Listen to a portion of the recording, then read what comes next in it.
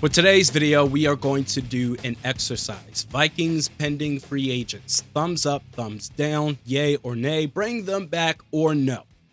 Starting with quarterback Sam Darnold, and I've said all I've needed to say about this guy. I have nothing new or meaningful to add on top of what I've already talked about on this subject. I'm ready for the J.J. McCarthy era to start, so this is a simple thumbs down for me.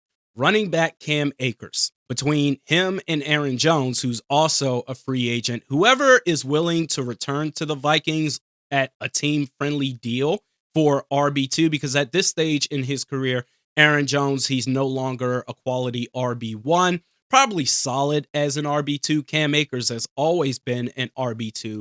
Whoever's willing to come back to be an RB2 on a team-friendly deal, I'll take them, whether it's Cam Akers or Aaron Jones. Safety Cam Bynum. He's a good player, no doubt. I don't know what his market value or asking price is going to be. I'm sure it's going to be a lot. That said, I'm not in the market, if I'm an NFL GM, of paying top dollar at the safety position. I'm just not interested in doing that, even though the Vikings have damn near all the money in the world to spend in free agency this offseason. So for me, Cam Bynum, that's going to be a thumbs down. Good luck to you wherever it is that you go.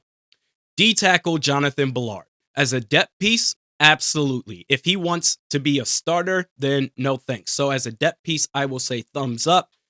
Guard Dan Feeney. This is a quick one. Thumbs down. Even for the purposes of depth, he's not a good football player, respectfully.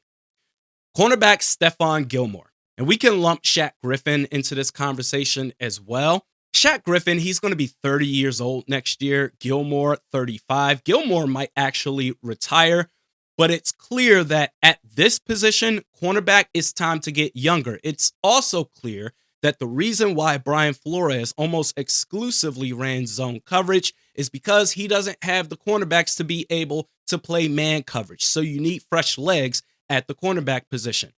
To both of them, I'm going to say no. Actually, you know what? Shaq Griffin, if you want to bring him back, a one-year team-friendly deal, I can maybe get behind that, especially if you are not going to be able to address the positions adequately, whether in free agency where you have to spend big money in the trenches or in the draft. Shaq Griffin, all right, go ahead and bring him back. You are going to have Mekhi Blackmon returning next year, so that may factor into it. For both of them, I would say no. Shaq Griffin, I could get behind. Stephon Gilmore, I think the jig is up. Linebacker Kamu Grugier-Hill. I like him coming off the bench to be a second-team linebacker. He did an adequate job filling in for injured Ivan Pace Jr. and Blake Cashman. This is an easy thumbs up for me. Daniel Jones. Depends on what his market value is. Meaning, is there going to be a team that's going to throw a one-year flyer contract towards Daniel Jones so that he can be a bridge quarterback for the next guy or possibly resurrect his career to the likes of Sam Darnold, Baker Mayfield, and Geno Smith? There's going to be plenty of quarterback-needy teams. The first two picks, the Titans and the Browns, they're going to go Cam Ward, Shadur Sanders, or the opposite of the two. It doesn't matter. They're both going to be gone with the first two picks. You got the Giants, the Raiders, the Steelers. They're going to have to take a quarterback. Probably not going to be able to get one in the draft, or they're going to take a project, a Quinn Ewers, for example, or Jalen Milroe in the second, third rounds. But they're going to need to address quarterback, a starter in free agency. So Russell Wilson, Justin Fields, Sam Darnold, they're going to be out there. Is there going to be a team where Daniel Jones, I think he's going to be in free agency, the QB4? If not, bringing him back as the QB2 team-friendly deal, sure, why not? Thumbs up. If he's going to end up signing a big contract, 1 year, $15 million, $20 million, no thanks. Patrick Jones II.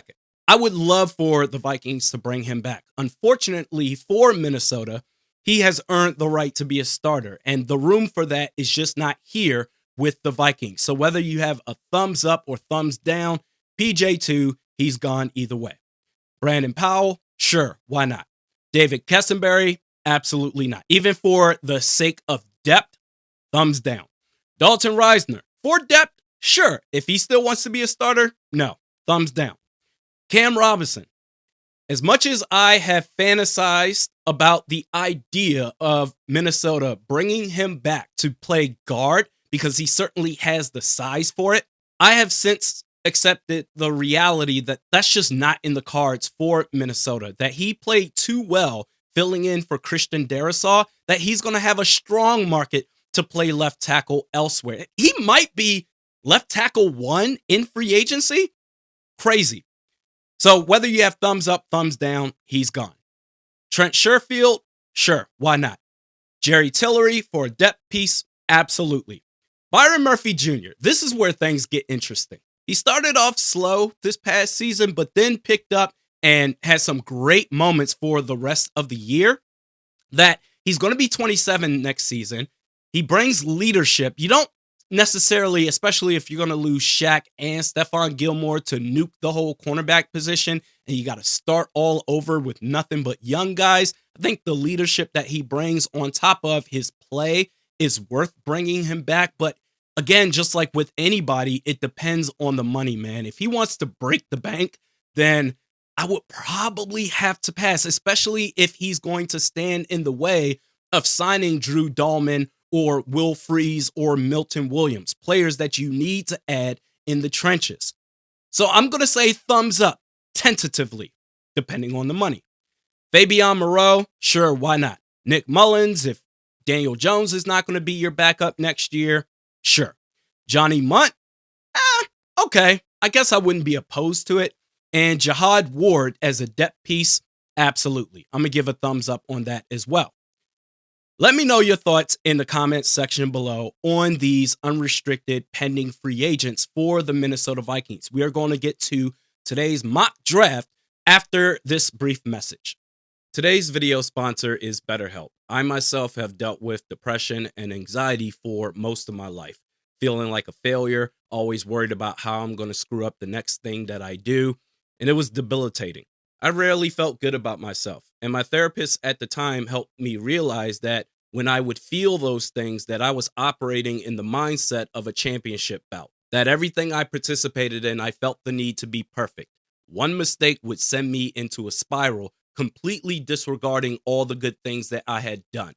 Through therapy, I've learned productive tools to use whenever I get into another funk, and I'm forever grateful for it. With BetterHelp, it's super convenient being fully online, at your home, or wherever it is that you're most comfortable. BetterHelp is there for you. Start fresh any day of the year with BetterHelp. Click on the link in the description or go to betterhelp.com/realisticrandy for 10% off your first month of therapy. And now for today's mock draft. We got a trade from within the NFC North from the Detroit Lions. They want pick 24. Okay, fine. They offer up pick 28, a pick in the 3rd round, pick 101, and a future 6th round pick. We accepted that trade, and at pick 28, the Minnesota Vikings select Donovan Jackson, guard from Ohio State. At pick 97, you get your starting running back Dylan Sampson from Tennessee. At pick 101, Jarrett Wilson, center from Georgia. And then at pick 140, Ty Robinson, D-tackle from Nebraska. And ending the draft, 161, Sebastian Castro, safety from Iowa. So with this mock draft, your first 3 picks, you get 2 new starters on the interior offensive line and a new starting running back. So in this scenario, maybe, just maybe, you can afford, of course, you would need to project this before the draft because free agency happens before the draft. So in this scenario, you possibly could afford Byron Murphy Jr. Let's say if he wants $15 million per year, something like that. You could afford that because you have 2 new starters in the trenches from this draft. And then the other big name you could sign in free agency is Milton Williams, the starting running back. That has been addressed. You might be able to get away with it, but you have to adequately plan for that event. Byron Murphy Jr. actually is a big domino piece that will really tell us what it is that the Vikings are hoping to do in the upcoming draft. Your thoughts in the comments section below. Thanks to the folks at BetterHelp. We'll see you next time.